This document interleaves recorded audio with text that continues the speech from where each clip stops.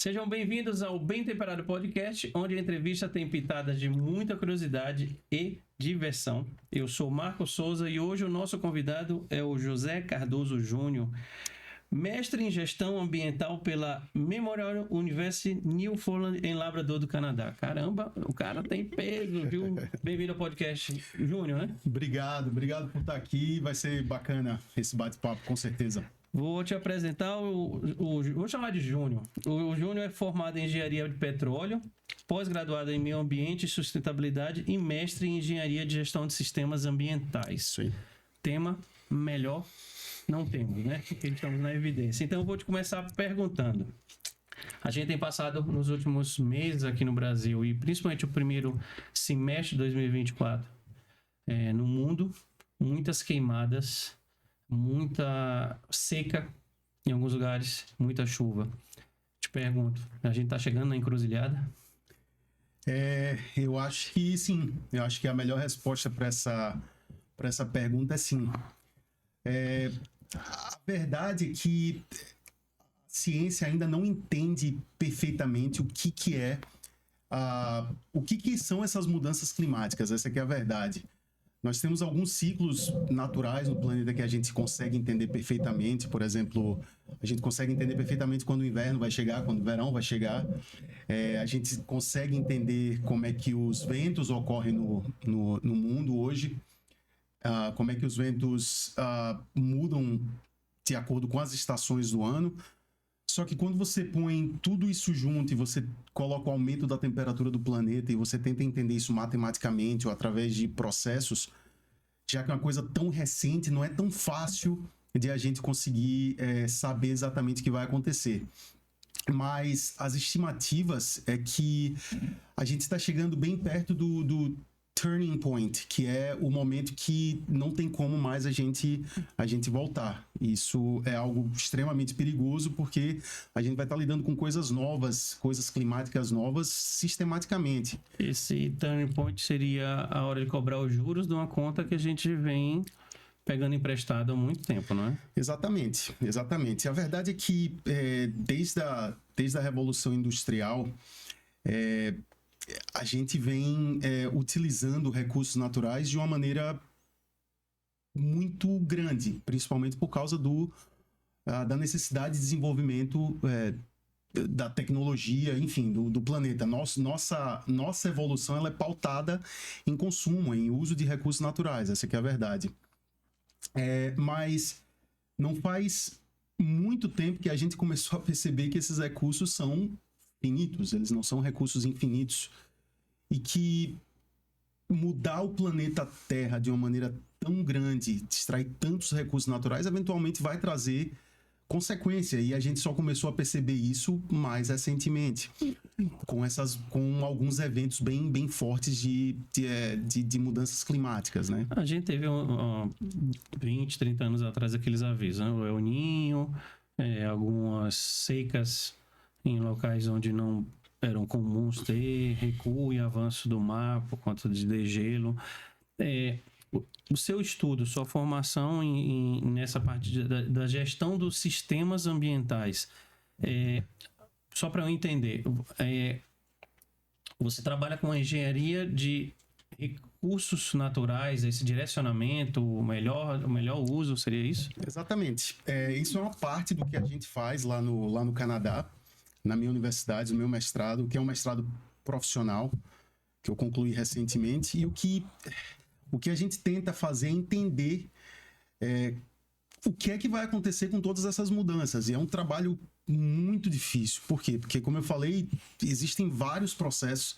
Você imagina só você receber informações vindas de várias direções, informações relacionadas ao clima, e você ter que colocar isso numa equação, você tentar fazer uma modelagem disso e saber o que vai acontecer e quando vai acontecer. É algo que é muito difícil de prever.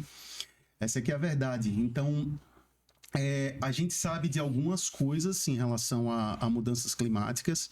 Tem algumas coisas que são absolutas. Por exemplo, a gente sabe que a quantidade de CO2 que tem sido colocado na atmosfera, ela é quase que proporcional, está dentro de uma margem de erro bem interessante, em relação ao aumento da temperatura que essa quantidade de CO2 causa no planeta. Então, essas informações a gente sabe.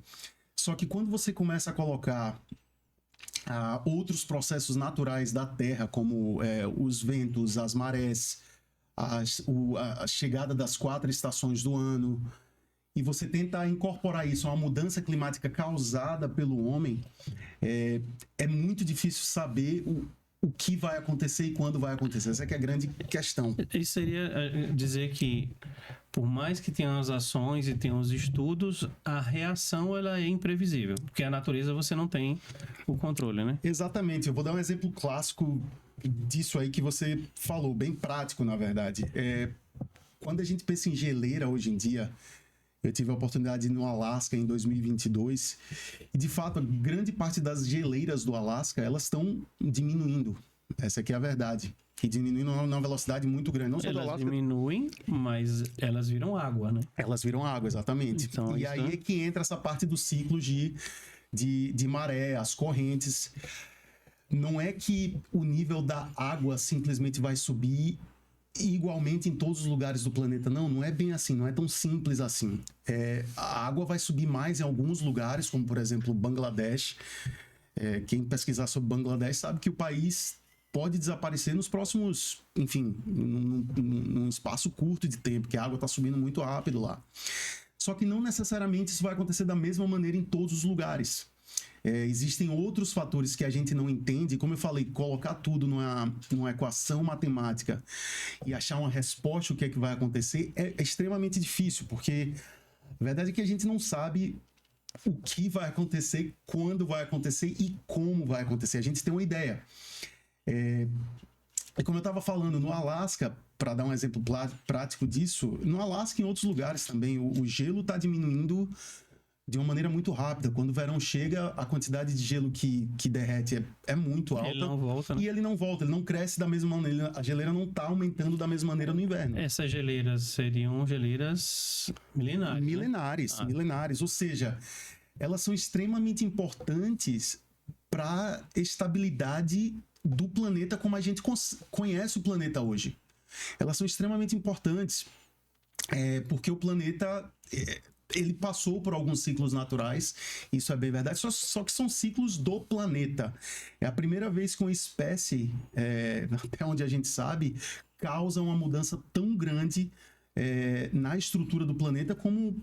Isso você começou falando da Revolução Industrial, então tem aí 200 anos 200 de anos. contribuição para estragar o que já estava feito. Exatamente, né? exatamente. Eu te perguntando assim, o efeito estufa, que é uma das coisas mais faladas, de que forma na tua área a gente consegue... não vamos falar de calor, de chuvas, mas quais os efeitos no biossistema e no ecossistema que ele atinge? Como ele atinge efetivamente? Olha, essa é uma ótima pergunta. O efeito estufa, ele pode causar grandes problemas que não são amplamente discutidos. Essa aqui é a verdade. Por exemplo, a gente sabe que grande parte das bactérias elas se multiplicam muito mais rapidamente em temperaturas mais elevadas. E vira e mexe, tem algum tipo de vírus, algum tipo de bactéria que é encontrada em uma dessas geleiras aí que estava adormecida e a gente não consegue, e a gente não sabe. A Covid, o coronavírus, ele pode ter sido beneficiado também? O coronavírus, pelo que nós sabemos, pelas as informações que a gente tem, é que ele escapou de fato de um laboratório. Acho que todo mundo meio que sabe dessa história daí. Mas certamente ele pode ser potencializado pelas mudanças climáticas. Não tem como a gente saber de fato. O transporte dele, né? O transporte. E a gente sabe que bactérias e vírus eles se multiplicam, eles tendem a se multiplicar mais rápido em temperaturas mais altas. E em temperaturas mais baixas eles se multiplicam de maneira um pouco mais lenta. Não é tanto que a maior prova viva disso é que quando a gente contrai um vírus, o vírus chega no nosso corpo, encontra uma temperatura mais alta e por isso que muita gente fica doente rapidamente, né? Isso acontece em lugares frios também. Então, certamente as mudanças climáticas elas não ajudam com esses processos, com essas bactérias, esses vírus que aparecem, certamente não contribuem, né? Principalmente porque quando a gente trata de poluição atmosférica e assuntos do tipo, a gente sabe que poluição ela acaba afetando o nosso sistema imunológico, né? Então, quando o nosso sistema imunológico é eventualmente afetado, a gente se torna mais propício a ter ter determinadas doenças. Você falou de um termo interessante. A gente falou aqui de efeito estufa, mas muita gente, maioria leiga, vai entender só a questão de atmosfera. Mas a poluição sólida, como ela tem contribuído também para esse desarranjo, vamos chamar assim? Eu estava conversando com um colega meu lá no Canadá esses dias sobre isso. A verdade é que a maneira mais fácil de a gente começar a combater, se é que é a melhor palavra, combater as mudanças climáticas, não é uma maneira muito cara, essa aqui é a verdade, é justamente tratando a parte da poluição no solo. Existe uma necessidade muito grande de a gente começar a recuperar os nossos solos e, eventualmente, tratar, tirar, tentar acabar com a maior quantidade de aterros sanitários que a gente pode, porque isso, além de propiciar multiplicação de bactérias e vírus nessas localidades de aterro sanitário, certamente não contribui com absolutamente nada em relação a, por exemplo, a saúde humana. A gente sabe que, infelizmente, tem muitas pessoas que têm contato direto com lixo. Isso aí certamente não ajuda, mas tratar os solos é o passo inicial. Tratar a poluição do solo é o passo inicial e certamente é a opção mais barata, juntamente com o replantio, com o plantio de árvores. Júnior, a gente pode falar que eu estaria falando uma bobagem, dizer que o aterro sanitário seria o que a gente faz em casa e varrer por debaixo do tapete. Acho que até pior um pouco do que isso. Acho que não tem um tratamento, né? A verdade é que o aterro é a maneira mais fácil de se tratar o lixo, é a maneira mais fácil de jogar o lixo fora. Exatamente, a gente coloca ele para debaixo do tapete, literalmente para debaixo do nosso grande tapete que é o planeta Terra, né, que é o solo. E é de fato a maneira mais fácil, porque é justamente a maneira mais barata. Mas é uma bomba. Só para te dar uma ideia, o metano que é gerado nos aterros sanitários, ele tem uma capacidade, ele contribui 25 vezes mais para a mudança climática, para o aumento da temperatura da Terra do que o CO2, por exemplo, que é o grande vilão que a gente fala. Então, você imagina se a gente não começa a tratar esse lixo de maneira adequada. A gente sabe que existe liberação de metano desses aterros sanitários. Se transforma em combustível. Que pode ser utilizado como combustível, mas quando ele não é utilizado, quando ele é simplesmente jogado na atmosfera, ele tem um poder de aumentar com o aumento da temperatura, para com as mudanças climáticas, 25 vezes maior do que o CO2. Nisso que você fala, mudar um pouco disso. Aí vamos trazer para 2024. Que tipo de soluções da tecnologia ela pode auxiliar que a gente comece a ter um tratamento melhor para isso? Você está falando especificamente dos solos, não é isso? Toda uma cultura, né? De usar a tecnologia a nosso favor, de alguma forma, né? Eu acho que falta, Marco, falta engenharia. Essa aqui é a verdade. Existe um falso pensamento de que não pode haver criatividade quando você é engenheiro, e é justamente o contrário. A ousadia e projetos inovadores é o que de fato vai... de onde vem a esperança para a gente começar a consertar tudo que foi feito até agora, né? Tudo que foi feito de errado em relação ao clima. Existem soluções que podem ser tomadas, mas certamente são soluções muito pouco pragmáticas e muito pouco convencionais. Eu vou dar um exemplo. Quando a gente fala de queimada, a gente tem uma abundância incrível de água, por exemplo, aqui no litoral. No nosso litoral, a gente está do lado do mar, a gente tem muita água no nosso lençol freático e a gente sabe, por exemplo, fazer gasoduto. A gente sabe fazer. O gasoduto ele poderia estar transportando água, por exemplo. E com um plano de engenharia correto, um plano de desenvolvimento dessas pipelines para levar água e eventualmente locais onde tem uma incidência maior de focos de incêndio, que outra coisa interessante é que o incêndio ele tende a acontecer nos mesmos lugares na mesma época. Então o aviso sempre está aí. Então é muito questão de gestão mesmo, de prevenção. O ser humano não trabalha com prevenção da maneira que deveria trabalhar, principalmente na parte do meio ambiente, que não traz necessariamente um benefício econômico para ninguém, né? Falando nisso em queimada, você falou, por você estar no Canadá, ano passado o Canadá teve um grande incêndio que consumiu 4% da parte florestal. Isso. E agora no Brasil, por exemplo, entre janeiro e junho, as pesquisas que eu fiz foram mais de 3 mil focos de incêndio em 6 meses. Você entrou num ponto ali que a gente já vai chamar de política pública. Comparando Brasil e Canadá nessas duas situações, como é que você diferencia o tratamento? Porque você, lá no Canadá, só para dar uma diferenciada, recentemente eu vi um podcast com o pessoal de aviação. E a gente, cara, o que a gente tem de rios no Brasil é um absurdo. Mas a gente não tem aquelas aeronaves que no Canadá tem, que pousam no rio para pegar água e apagar. Exato. Isso tudo é planejamento técnico. Com certeza. Então, assim, quais lições a gente tira desses dois? Compare Brasil e Canadá para a mesma situação, incêndio. Vamos lá, o Brasil tem um território menor que o território canadense.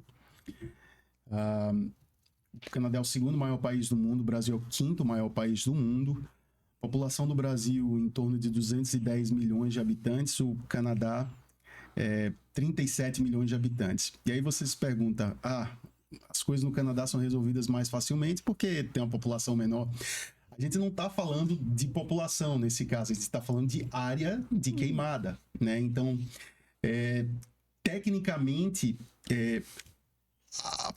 a quantidade de equipamentos que a gente deveria ter no Brasil devido à nossa população, de certa maneira, e ao tamanho do nosso exército, deveria ser maior do que o Canadá.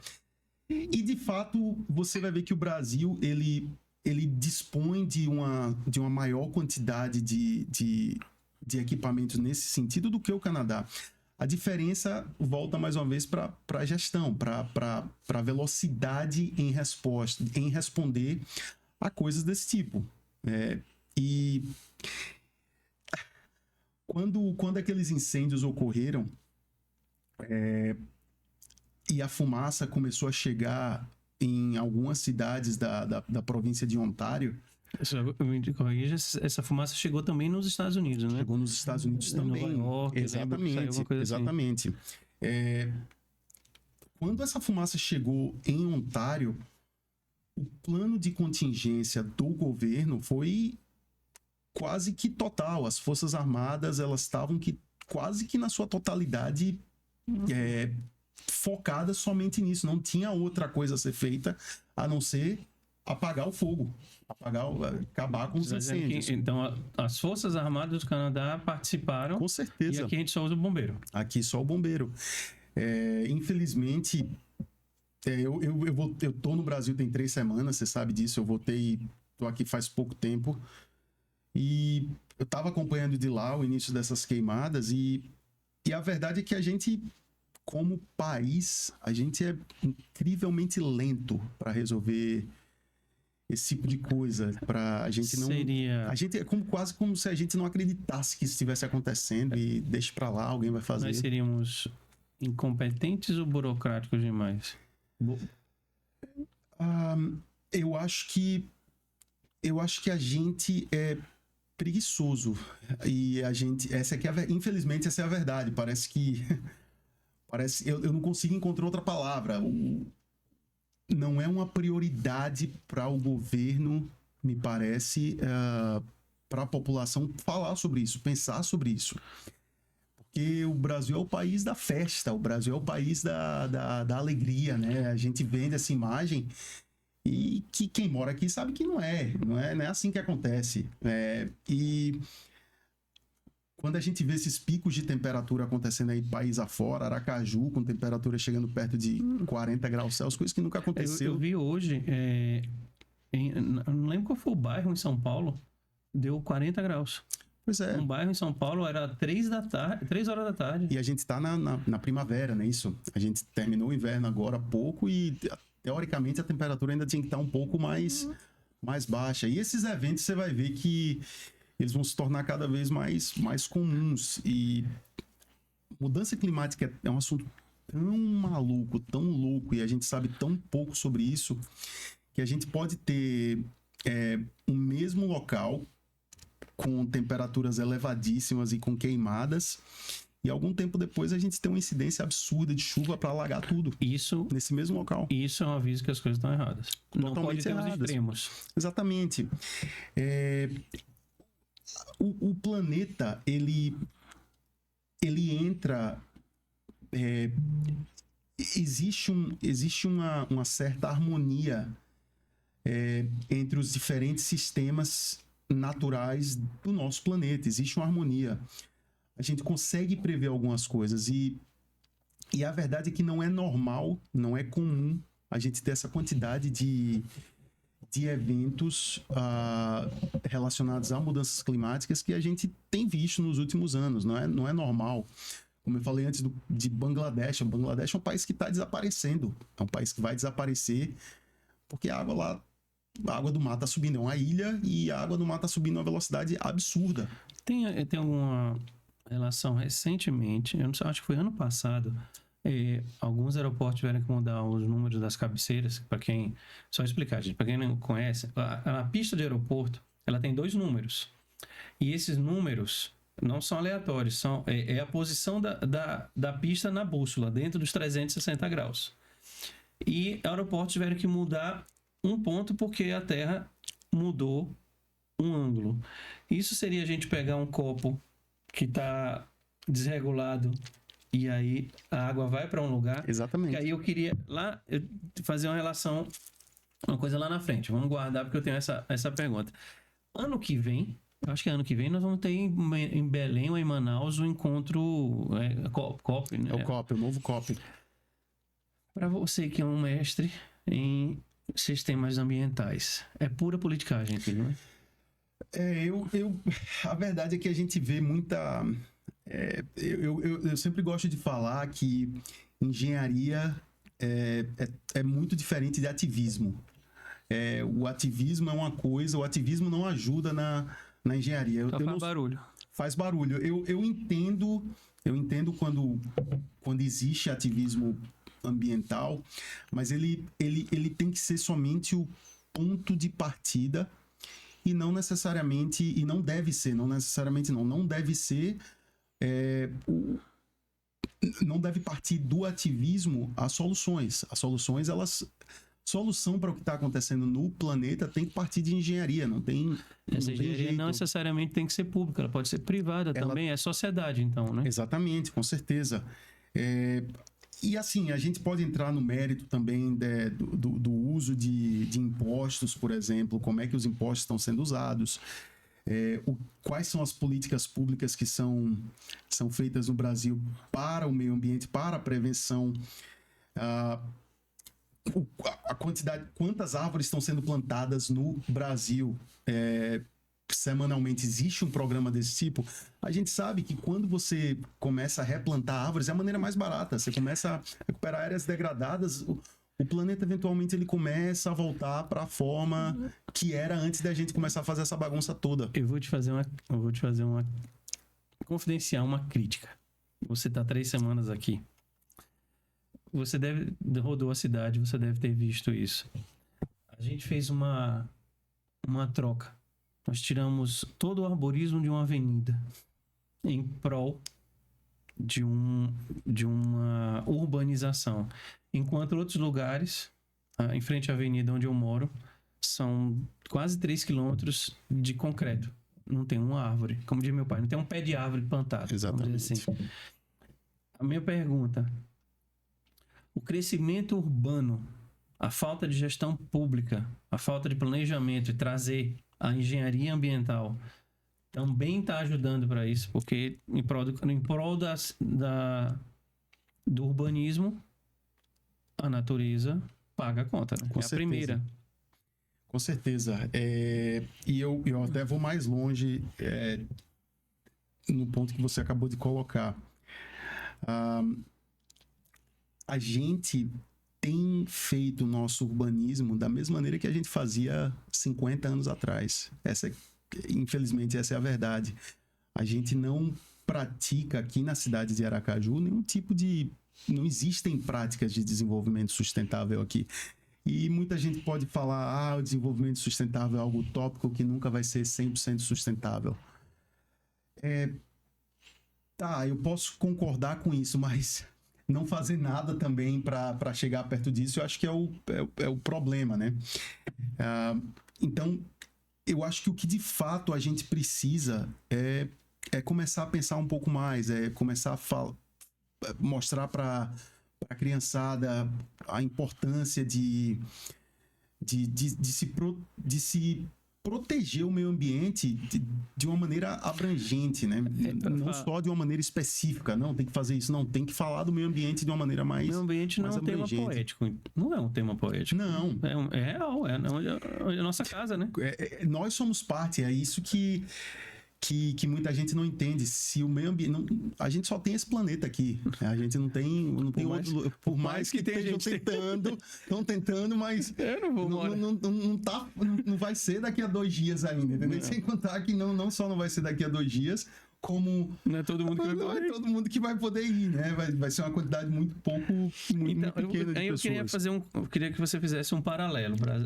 Vamos usar... Estamos falando do Canadá. É um país de primeiro mundo. Sim. É um país onde tem uma sociedade teoricamente mais equilibrada, a economia mais equilibrada, onde as coisas são mais equilibradas. Sou suspeito para falar, porque eu conheço também o Canadá. Mas eu queria fazer paralelos em 4 tópicos que eu separei para você aqui. Primeiro, leis e punições. Que lições a gente pode trazer de um país de primeiro mundo para cá? Vamos lá. Um dos projetos que eu fiz durante o meu mestrado foi um projeto de desenvolvimento sustentável para as municipalidades, as cidades diferentes no Canadá. Na província que eu estudei, a província da Terra Nova e Labrador. Para quem não sabe onde é a Terra Nova e Labrador, você olha o mapa do Canadá, tá lá em cima no Nordeste, é o lugar... em termos de latitude, tá lá em cima mesmo, é o lugar do Canadá mais perto da Europa, por sinal.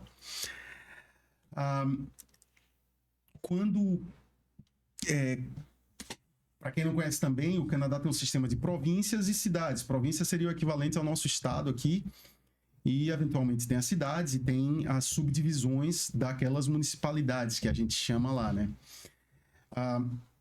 Então, o que é que acontece? Toda municipalidade, ela precisa ter um plano de desenvolvimento.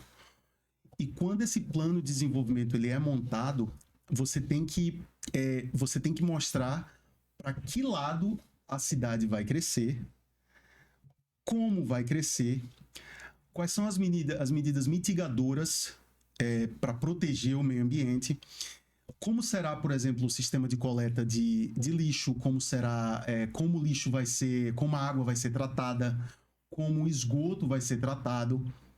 E aí muita gente fala, você está falando do Canadá como se fosse um país perfeito. Não, não é um país perfeito. Porém, o ponto de partida do Canadá é muito melhor do que o ponto de partida do Brasil.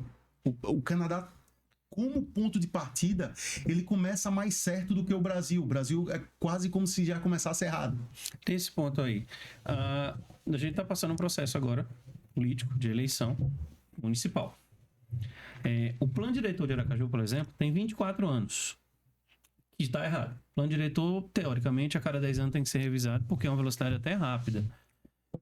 Isso, como é que funciona um plano diretor numa cidade no Canadá? Boa pergunta. Varia, na verdade, de província para província. As diferentes províncias têm leis diferentes. Mas o plano diretor, ele necessita ser revisado de acordo com as mudanças que ocorrem no tamanho de cada municipalidade. É basicamente isso.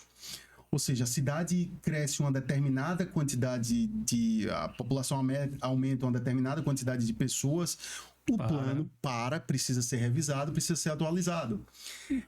E tem que estar em conformidade tanto com a legislação provincial, quanto em conformidade também com a legislação federal. Tem que ser desse jeito. O sistema do Canadá é perfeito? Não, não é perfeito. Por exemplo, não existe legislação específica para a qualidade da água no Canadá. Não existe.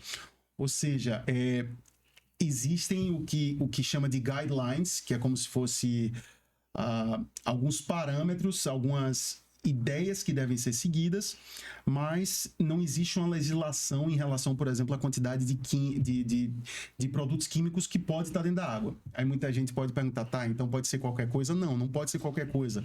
Porque se vira um problema, a cidade, a municipalidade vai ser penalizada se acontecer alguma coisa com... Aí entra no ponto. As punições também são bem mais severas. Com certeza. As multas são muito severas. E tem muito mais gente preocupada em fazer a coisa certa. Porque seria que lá o indivíduo, ele é o primeiro a ser punido, porque é uma ação individual também, né? Com certeza. Você falou aí que seria um dos temas. O tratamento sanitário. Como a gente falou aí, nós temos o lixo sólido, o lixo atmosférico. Como é que é feito o tratamento? Como é que é a legislação lá? Como é que é o tratamento para isso? Mais uma vez, ela varia de província para província, mas o plano diretor de cada cidade lá e das municipalidades diferentes tem que lidar diretamente com o tratamento do lixo e tem que prestar contas em relação a parâmetros tanto para a província quanto para o governo federal. E quando isso aí não acontece, o governo federal ele entra com muita força, junto com o governo provincial, para mudar tudo que está acontecendo. Por exemplo, lá na cidade que eu estudei agora, em St. John's, lá na Terra Nova e Labrador, eles estão montando uma estação de tratamento nova. A estação de tratamento que tem na cidade, estação de tratamento de esgoto, é uma estação de tratamento primária, ou seja, ela não tira... O objetivo de uma estação de tratamento primária é basicamente não jogar muitos resíduos sólidos dentro do mar e ter a certeza que não vai bactéria de volta para o mar. Só que alguns resíduos sólidos menores, eles acabam indo.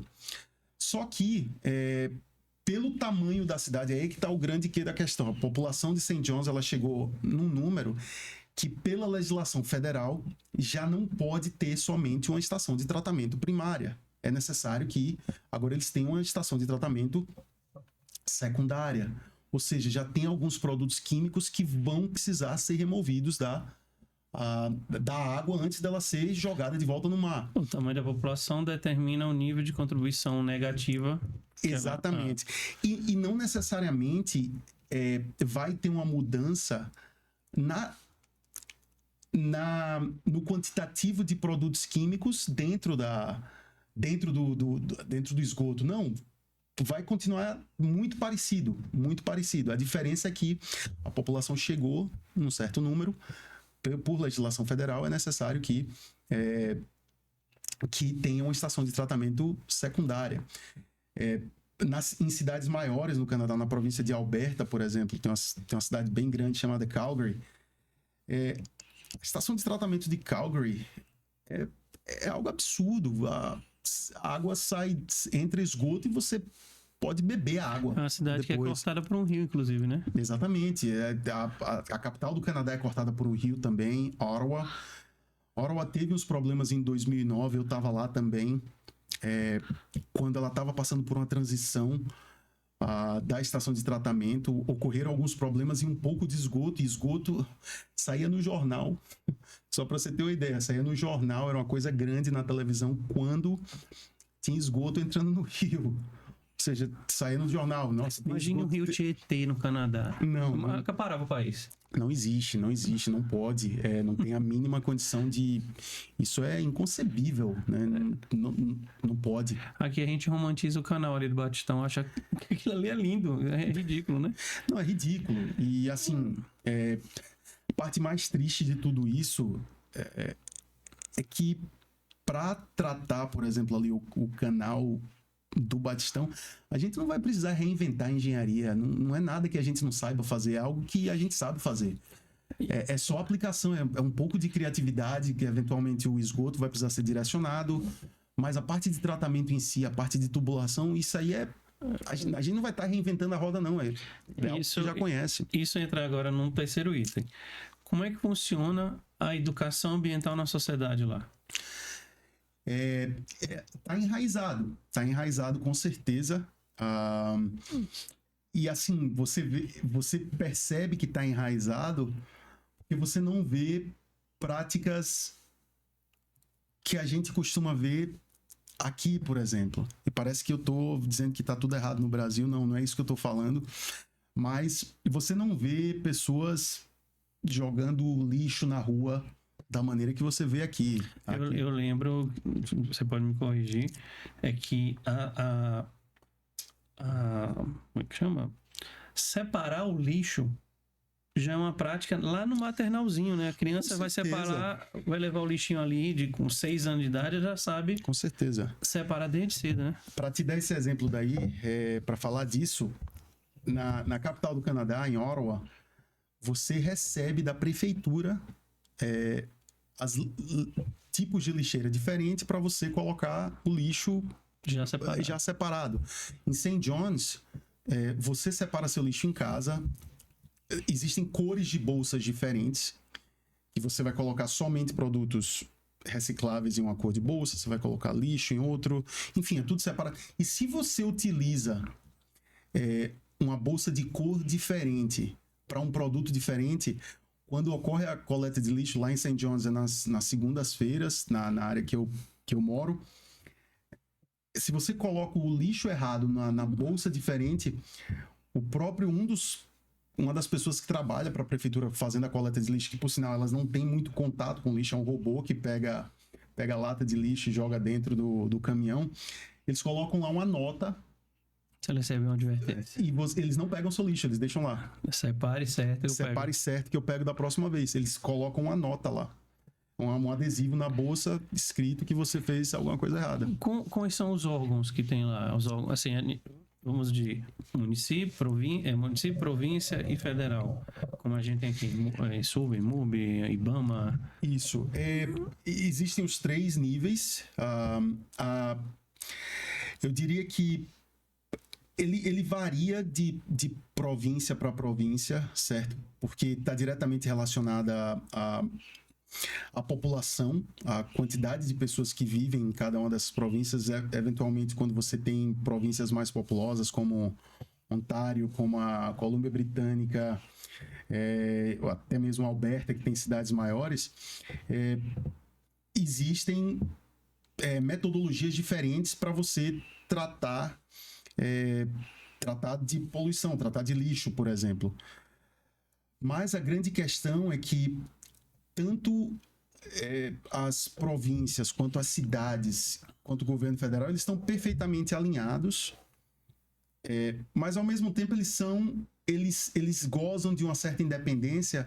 Por quê? Porque é feito. Cada um assume sua responsabilidade e as coisas são feitas.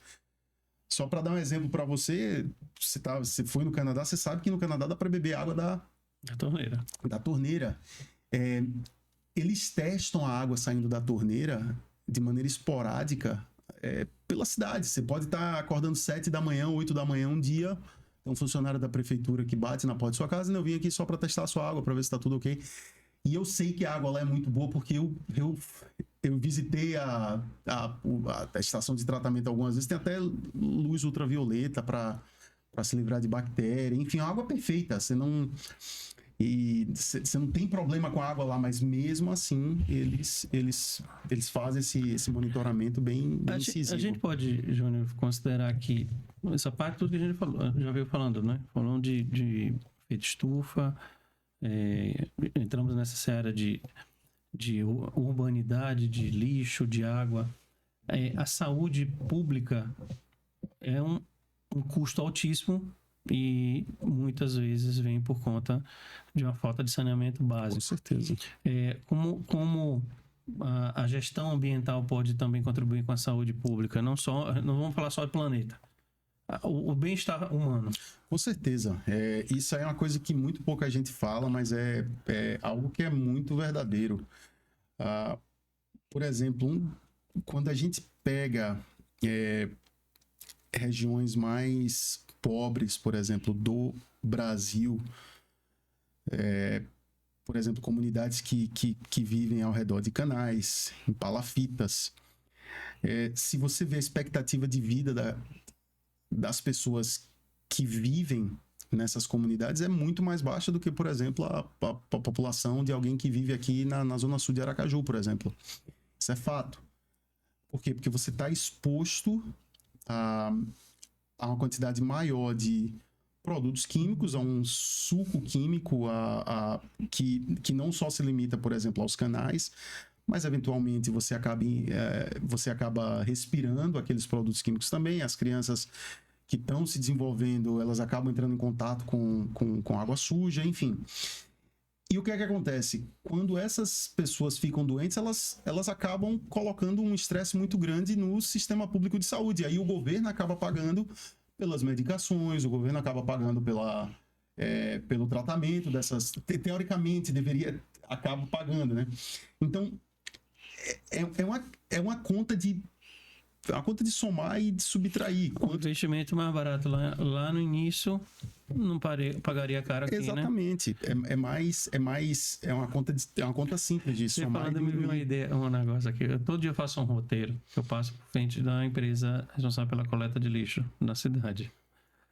E a porta da empresa de coleta de lixo, o asfalto, para quem está de moto, por exemplo, é um convite à queda, porque o cara está coletando lixo, mas ele está sujando a cidade. Inteirinho. Caminhões velhos, sucateados. Exatamente. População que não sabe separar o lixo. Não é ensinada a separar o lixo, nunca foi. É muito confuso a gente ver. Exatamente. Isso vem, como eu te perguntei, da educação. A nível universitário, e principalmente pelo teu mestrado, lá fora, não vou falar só de Canadá, mas lá fora, o estudo do meio ambiente, o estudo climático, toda essa área, como é que ela está? Como é que... Ela está em franca ascensão. Por quê? Porque o entendimento hoje, tanto na parte da academia quanto na parte da engenharia profissional, é que todos os processos estão relacionados. Não tem como você separar as coisas. Não tem como você separar, por exemplo, a poluição do mar de uma poluição de rio. Não tem como você separar. Não tem como você separar a poluição do mar com a poluição atmosférica. Hoje em dia, esses processos eles são vistos como um só. E é aquilo que eu estava falando lá no início. Para que a gente tenha um entendimento do que está acontecendo, a gente precisa juntar tudo. A gente precisa juntar tudo, todas as informações, de onde todas essas informações estão vindo, para que a gente possa começar a tomar as devidas soluções. Só que No âmbito universitário hoje, fora do Brasil, mais especificamente no Canadá, você vê que existe uma preocupação muito grande. Preocupação e ação. E ação, de cima para baixo. Começa lá de cima, a responsabilidade dos reitores de universidade, dos alunos em geral. É o ambiente mais propício para que isso seja de fato feito, né? E acontece de fato, existe muita ação. A Memorial University, que é onde eu fiz meu mestrado agora, ela está num processo de se tornar uma universidade net zero, ou seja, uma universidade perfeitamente equilibrada. A quantidade de carbono que é emitido pela universidade é exatamente a mesma quantidade que é absorvido pela universidade. Como é que o CO2 ele é absorvido? Por quantidade de árvores, por ações, por construções mais limpas, por monitoramento da qualidade da água dos rios que passam perto. O lixo que ela produz. O lixo que ela produz, a separação. E, mais uma vez, é uma conta de mais e menos. É o que você produz versus o que você captura. Eu, pesquisando sobre o teu trabalho, sobre o teu mestrado, na tua turma da tese, tinham pessoas de outros países. Sim, também, né? Com certeza. Tem indiano, né? Tem alguns indianos, iranianos, chineses. Você pode mencionar como lá, nos países de origem dele, tá esse entendimento também? A verdade é que quando a gente chega nesses países, na Índia, no Paquistão, no Irã, é que a gente fica um pouco menos triste, essa que é a verdade. Eles são... Não é fácil. E assim, tá mais uma vez relacionado à população. Sempre volta para a quantidade de pessoas que moram nesse país. A população do Paquistão hoje, eu acredito que já seja maior do que a população do Brasil. O Brasil é o 5º país em território, só que não é o 5º em população. Acho que tanto a Indonésia quanto o Paquistão têm populações maiores do que o Brasil. A Índia nem se fala, né? A Índia tem 1,4 bilhões de habitantes. Então, quanto mais gente você tem num espaço menor, é muito mais difícil você conseguir lidar com questões ambientais, né? Porque você precisa de um contingente, você precisa de um senso de coletividade acima do normal para que alguma coisa aconteça nesse sentido. E não é o fato. Quando você tem um país com essa quantidade de gente, um IDH relativamente baixo desses lugares, as pessoas não estão preocupadas com o ambiente, as pessoas estão preocupadas em sobreviver. Essa que é a verdade. Aí eu te pergunto, com um país, quais são os países onde que esse entendimento, essa preocupação está muito mais enraizado do que outros? Quem seriam, assim, os 3? Eu diria que os países nórdicos, eu diria que Suíça, eu diria que a Dinamarca e a Suécia, eu acredito. Existem outros países que têm um entendimento, que essa questão da proteção ao meio ambiente, ela está mais enraizada do que aqui na América do Sul, por exemplo. Mas eu diria que os países menores ali da Europa e os países nórdicos, até mesmo a Noruega, que é um país um pouco controverso quando o assunto é meio ambiente por causa da caça às baleias que eles ainda promovem, né? Um dos poucos países que ainda tem isso. Isso é algo, do meu modo de ver, deplorável. Mas é um erro gigantesco deles, mas eles acertam em todos os outros. E eles não escondem de ninguém que fazem isso também, né? Então, não é que eles estão fingindo que são bons nesse aspecto. Enquanto for permitido, eles vão fazer. Exatamente. Eles não estão fora da lei. Eles não estão fora da lei. Eles, assim, se você perguntar a 100 pessoas, fizer uma pesquisa aí, você é a favor de matar baleias, das 100 pessoas entrevistadas, 100 vão dizer que não. Acho que isso é meio que senso comum. Todo mundo vai falar a mesma coisa, mas eles não estão fazendo nada errado perante a lei, como você falou. Mas mesmo assim, eles estão muito na frente da gente no que diz respeito às questões ambientais. A verdade é que a Europa, de maneira geral, está na frente da gente.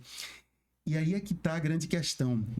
Não tem a ver com absolutamente nada a não ser educação e prevenção. Eu diria que muito mais educação. É feio você jogar lixo no chão. É feio, entendeu? Você tá comendo, tá com um saco na mão e você vai enrolar e vai jogar no chão. É feio isso. Não depende de ideologia política, é educação. A coisa é feio, né? É feio. Então, não tem política no meio. E aí é que tá a grande sacada. A grande sacada é que a população parece que é desavisada em relação a isso. Ela parece que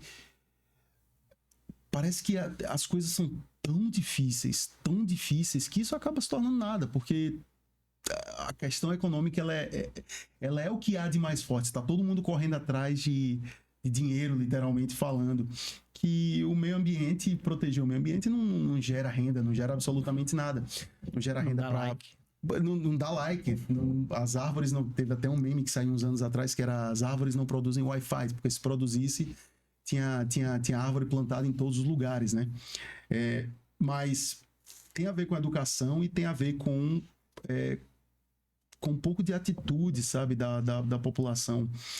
É comum lá no Canadá, se você faz alguma coisa assim, vamos dizer, você tem uma coleta seletiva dentro da empresa, a empresa que eu trabalho, Atlantic Canada, a gente separa o lixo lá, eu que faço essa parte de separação, eu faço a parte do controle, claro,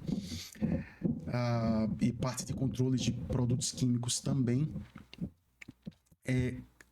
É normal você ver quando alguém comete um erro, principalmente alguém que chega novo na empresa, a pessoa pega um pedaço de papel e joga, por exemplo, na parte do lixo. Eu já vi outros funcionários da empresa falando: ei, não joga aí não.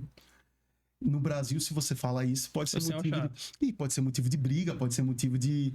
E não é assim. Então, esse aspecto de dar aquele passo para trás, entender que o meio ambiente... que o meio ambiente não está separado da gente, a gente faz parte dele. Parece que a gente aqui não entende isso ainda. Tua tese de mestrado foi a questão do carbono zero, né? O programa Carbono Zero. A gente já tem visto as campanhas, empresas principalmente, a parte privada, falando disso. Você podia explicar exatamente o que é o carbono? Assim? Então, o mercado de carbono, ele está virando... ele é de fato um mercado que está ficando cada vez mais agressivo. Essa aqui é a verdade. Existem alguns parâmetros que foram pré-estabelecidos por países, de acordo com o tamanho de empresas que nesse país atuam, de acordo com a área de atuação dessas empresas. E os governos federais de vários países, eles adotaram uma política que, a depender desses parâmetros, tamanho da empresa, quantidade de área de atuação, quantidade de funcionários, você pode emitir uma determinada quantidade de CO2. Porque se você emite a mais, você vai ter que pagar por isso. E se você continuar emitindo muito mais, você vai acabar pagando muito mais, e aí você começa a entrar em multas muito altas, e pode até, a depender do país, hoje, no Canadá, isso é algo muito sério. Seria, dar um exemplo, você falando de empresa, vamos falar de empresa de tecnologia, que é uma indústria limpa, entre aspas. Que seria ela incentivar um transporte coletivo para ter um menor número de carros no estacionamento, menor número de deslocamento de carros. Exato. Para a empresa, que aí são menos carros poluindo. Exatamente. Seria mais ou menos isso. Porque hoje em dia, todos esses dados, eles podem ser facilmente monitorados, entendeu? Aí você pensa, como é que você sabe o quanto um funcionário daquela empresa está dirigindo, por exemplo, ou quanto o ônibus daquela empresa está transportando daqui para ali. Não são números absolutos, são números que, através de modelos matemáticos, através de informações, partindo principalmente do governo federal e, claro, de dados, comparando empresas do mesmo ramo, a gente consegue ter uma média de quanto você está emitindo de CO2 com um erro calculado. E aí a gente coloca tudo na ponta literalmente na ponta da calculadora, né? Na ponta do lápis. Se você tem uma determinada empresa que cresceu 30%, ela vai poluir mais e ela vai ter que pagar por isso.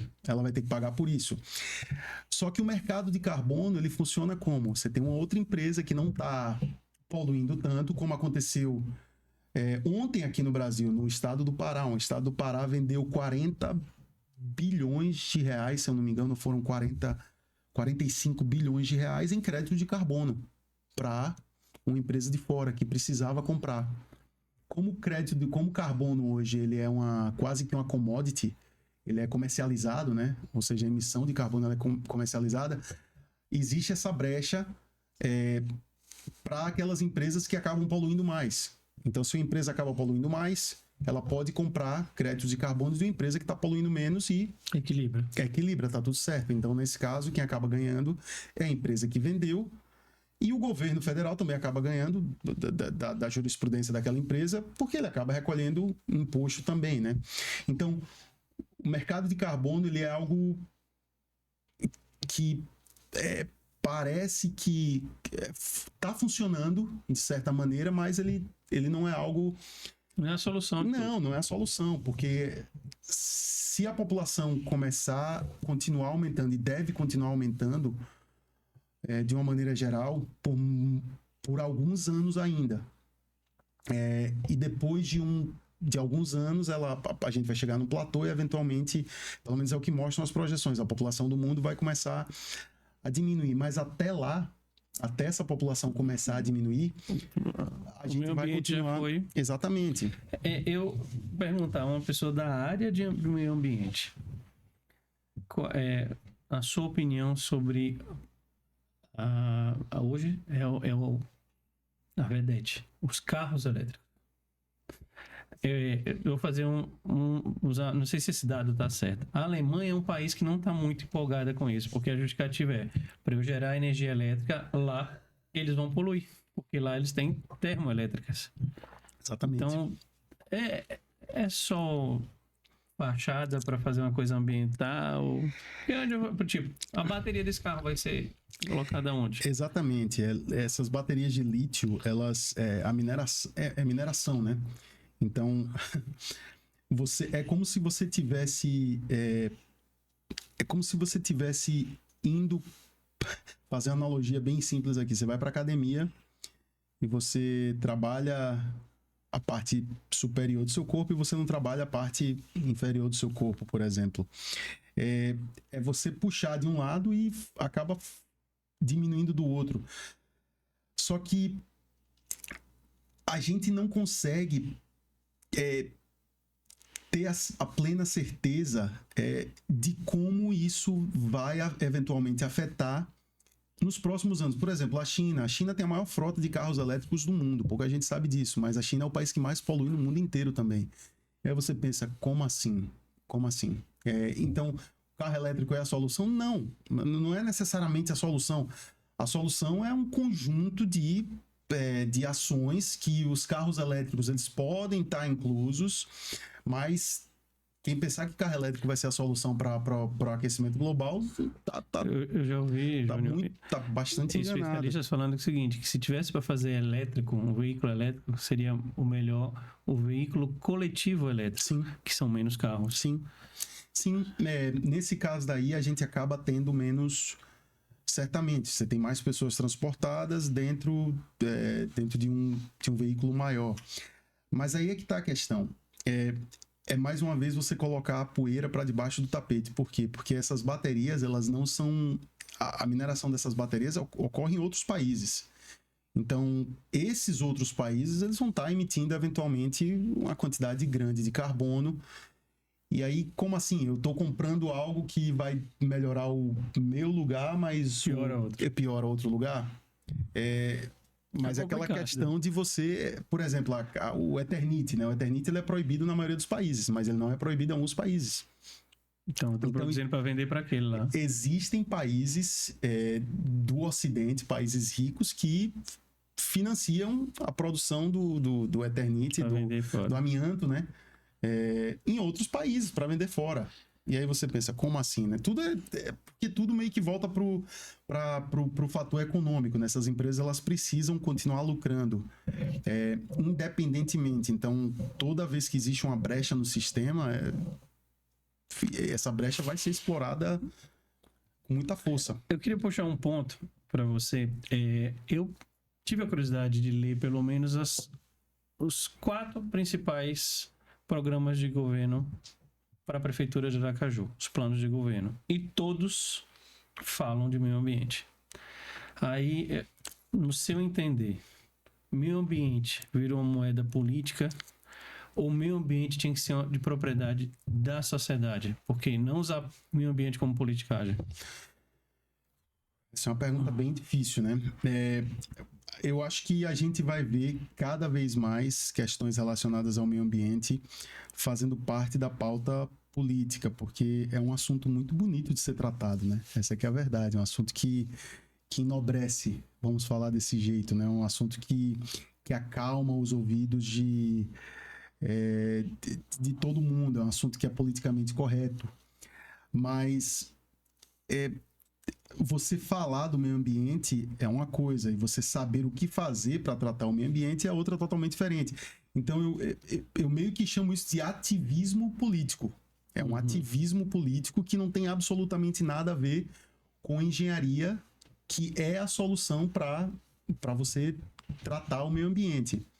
Então, é aquela coisa, se você precisa ir no médico, será que você vai pedir a seu advogado para fazer a cirurgia em você? Não, você vai pedir a seu médico para fazer isso em você, né?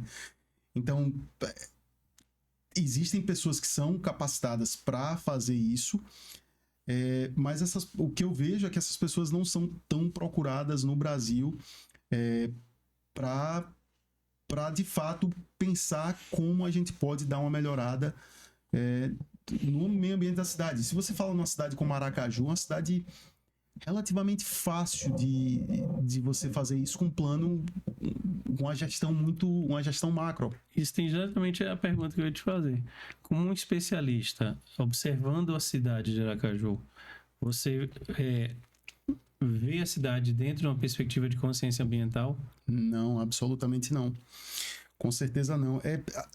Marco, é triste você tá numa cidade bonita. Aracaju é uma cidade bonita. Uma cidade que poderia ser muito melhor cuidada do que o que ela é. Para mim é completamente inconcebível. Quando eu morava no Brasil, quando eu estava no Brasil, eu romantizava aquele canal do Batistão, como você falou antes. Em inglês, existe uma expressão que chama take for granted, que é quando você simplesmente aceita aquilo ali e aquilo ali passa a ser a verdade e você para de questionar. Só que você tem um canal, um esgotão no meio da cidade, é no mínimo vergonhoso, entendeu?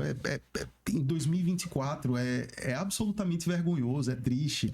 É triste você ir pra praia de Atalaia e às vezes a prefeitura tem que colocar plaquinhas, não tome banho, porque o nível de E. coli, de coliformes fecais está extrapolando. É vergonhoso, a gente tem um lugar chamado Praia Formosa, que de Formoso não tem nada. O cheiro ali é um esgotão, né? É um esgotão. E assim, é triste. Por exemplo, ali no Augusto Franco mesmo. O Augusto Franco, ele foi redesenhado. Aquelas canais que tinham no Augusto Franco, elas jogaram lixo para debaixo do tapete, né? Cobriram e todo mundo pensa que tá tudo bom. Mas o esgoto tá passando ainda lá embaixo. E né? ali... E o pior de tudo é que para você solucionar aquele problema hoje é pior. Por quê? Porque você tapou. Como é que você faz para monitorar, para tirar aquele esgoto dali? Para você mudar aquele esgoto ali, você tem que fechar todas as saídas, eventualmente bombear através de cálculos de hidráulica. Você tem que redesenhar, você tem que redirecionar o esgoto para algum lugar de tratamento para depois que ele for tratado, ele ser jogado de volta no mangue ali, né? Mas aí é que tá.